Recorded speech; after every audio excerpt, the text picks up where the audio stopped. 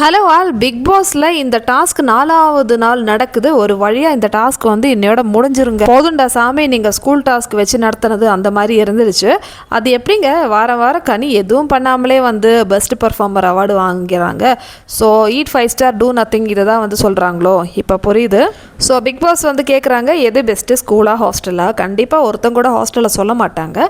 ஆனால் என்ன பண்ணுறது, எபிசோடில் காமிக்கிறது எல்லாமே வந்து ஹாஸ்டலில் தான் கண்டென்ட் இருக்கிற மாதிரி காமிக்கிறாங்க. லைவில் ஸ்கூல் டாஸ்க் பார்க்கும்போது ரொம்ப தூங்கி தூங்கி வழியும் அந்த மாதிரி இருந்தது. ஸ்டூடெண்ட்ஸோட ஃபன்னும் சரியில்லை, ஒரு மண்ணும் சரியில்லை அந்த மாதிரி.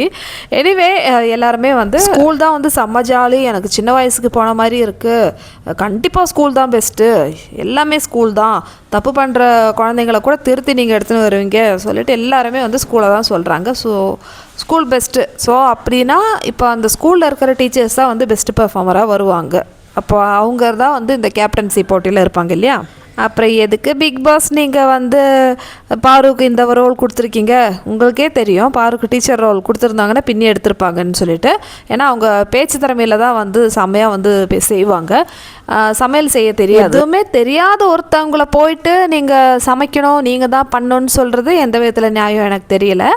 அவங்களுக்கும் டீச்சர் ரோல் கொடுத்துருக்கலாம், வேறு யாராவது வந்து கிச்சனில் போட்டிருக்கலாம்.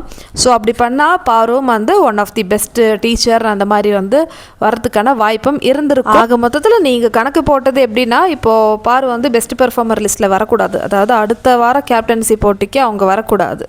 சரி, ஓகே.